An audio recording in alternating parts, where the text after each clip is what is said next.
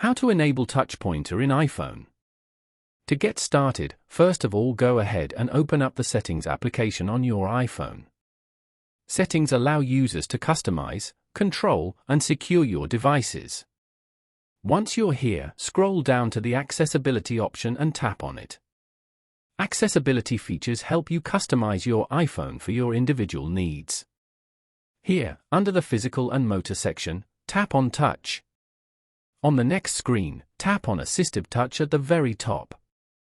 To enable this feature, simply tap on the toggle switch at the top. The feature will be activated, and the floating button will appear on your screen. This way, you get more control over your experience with the device and how you use it. Following these steps, you can easily enable touch pointer on an iPhone. Thank you for watching. Please leave a like if this tutorial helped you, or leave a comment below if you have any questions related to the video.